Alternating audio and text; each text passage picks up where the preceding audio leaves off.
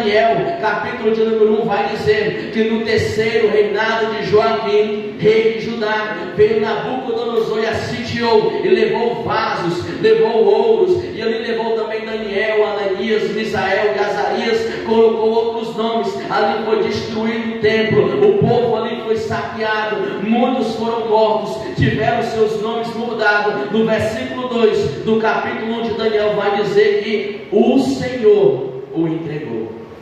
Por que Deus ia entregar o povo? Porque o Senhor, irmãos, Ele só corrige aquele que Ele ama. O Senhor, quando Ele pega pelo braço de alguém, é porque Ele ama. Quando o Senhor Ele coloca uma provação na vida de alguém, é porque Ele quer ver aquela pessoa mais forte, é porque Ele quer ver aquela pessoa mais chegada a Ele.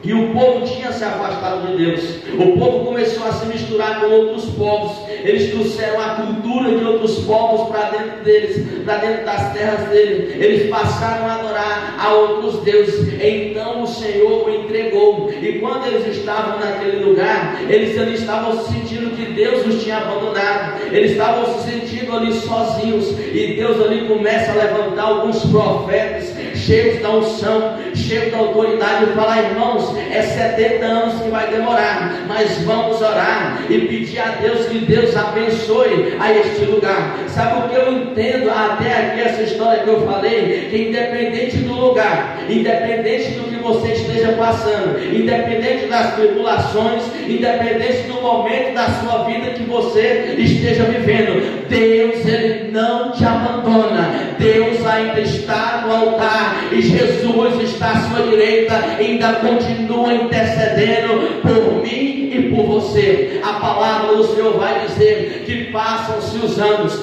vem um outro rei chamado Ciro, o persa. Ele domina tudo aquilo que o Nabucodonosor tinha dominado. Agora tudo era do Ciro, o persa, e passam-se 70 anos. A profecia de Jeremias, ela se cumpre. Sabe o que acontece? Deus ali levanta um outro homem. O nome desse homem era Neemias. Ele vai até o rei Artaxerxes. Ele era copeiro, e quando ele leva ali, ele estava com seu semblante descaído, e Artaxerxes pergunta: por que você está triste? E ele fala: o meu povo, a minha cidade foi destruída, Jerusalém, o templo foi destruído, os portões foram queimados, os muros desceu abaixo. E Ciro peça ali, Artaxerxes, perdão, ele fala: pode voltar, eu vou dar cartas para você. E Neemias, ele volta. Deus também levanta um homem chamado Zorobabel, e aquele homem também volta para Jerusalém. Deus, ele levanta outro homem chamado Esdras. Esdras, ele era escriba, ele copiava o nome dos soldados, e também ele era permitido pelo Ciro persa a voltar em Jerusalém. E quando aquele povo ele volta ali, passando 70 anos,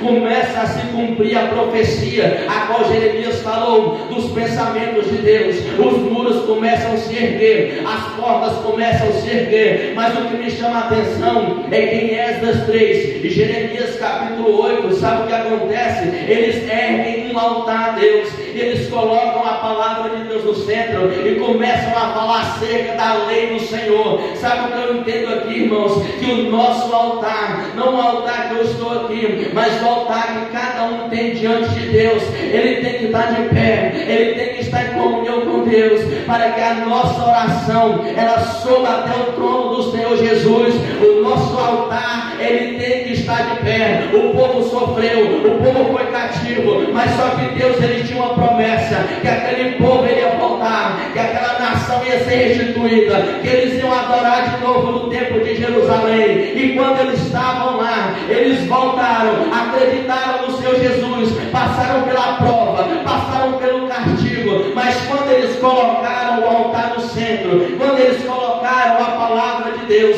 não era como igual hoje não, colocando o globo e colocando as paredes de preto e fazendo uma boate, não. Eles colocaram o púlpito, colocaram a palavra, oferecer o sacrifício, abençoar aquele lugar, e Deus começa ali a prosperar aquele povo. Sabe por quê? Porque os pensamentos de Deus acerca de vocês são bons. Sabe o que eu entendo aqui? Se o Deus de ontem e o Deus de hoje e o Deus de eternamente é o mesmo, essa profecia também se cumpre para nós. Sabe por quê? Porque os pensamentos de Deus acerca de vocês são pensamentos bons. E sabe o que eu começo a ver? Naquele que está se arrependendo, indo para a casa do Senhor, cultuando esse Deus maravilhoso. Olha Deus restituindo o casamento, olha Deus trazendo o filho para a casa dele, olha Deus abrindo a porta de emprego para aquele que tanto está batendo e não está achando. Sabe por quê? Porque os pensamentos de Deus acerca de vocês não são maus,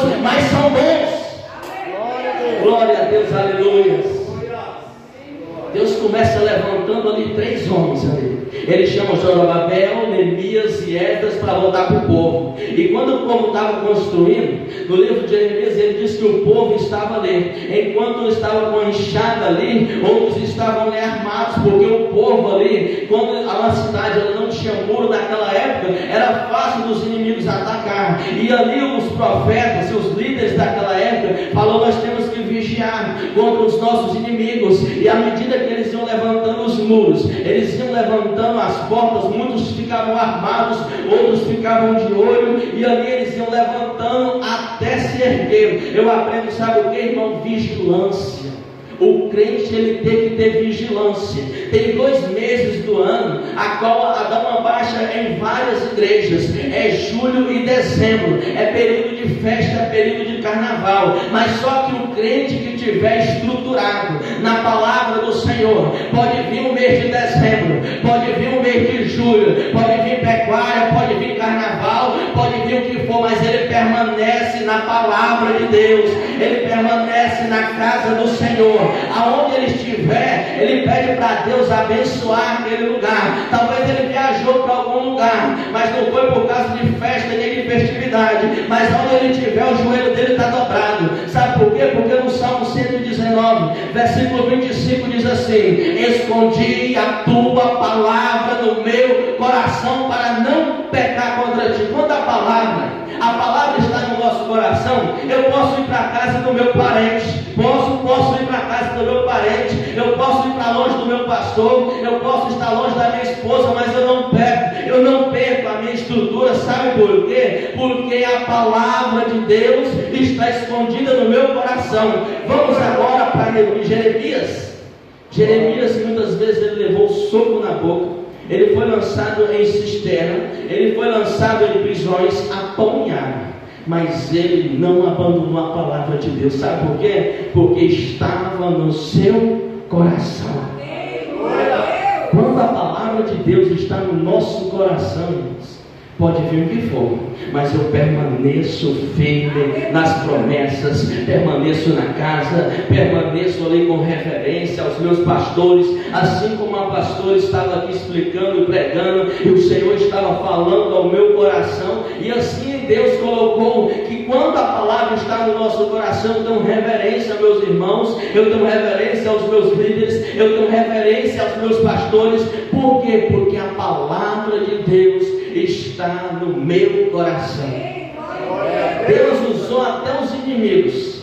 Ciro, ele reconheceu a autoridade de Deus, que Deus tinha constituído ele sobre todo aquele reinado. Ele reconheceu. Ciro, ele era persa, não era descendente de judeu nem israelita, ele não fazia parte do povo da promessa, mas Deus usou até o Ciro persa, usou até Artaxerxes, para que o templo de Jerusalém ele fosse reerguido de novo. Nós vemos aqui que aquele povo ele foi restituído, porque muitos daqueles acreditaram. Eles viram: em Jeremias vai demorar 70 anos, o outro aqui está prometendo 2 anos, mas só que eu vou ficar com esse aqui. E aqueles que acreditaram no profeta verdadeiro, naquele profeta que estava ali profetizando, que era para o povo buscar a Deus de todo o coração, de todo o entendimento, de toda a sua alma, que era para o povo ali manter o jejum, era para o povo rasgar suas vestes ao Deus verdadeiro, que ia demorar só 70 anos, e aquela profecia ela se cumpre. Aqueles que acreditaram ali, muitos ali ficaram, porque passaram do tempo, já eram muito de avançada idade, mas outros voltaram. A profecia de Deus se cumpriu. Sabe por quê? Porque Deus, Ele não respeita a lei do homem. Deus, Ele não respeita se o médico disse aquilo. Deus não respeita se o juiz disse aquilo, porque a última palavra sai da boca de Deus.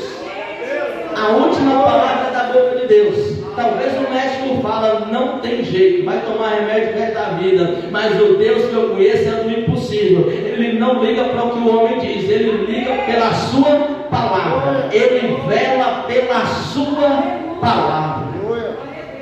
Glória a Deus, aleluia. O Senhor me trouxe agora, irmãos, a um testemunho. Eu me lembro que a minha esposa, nós já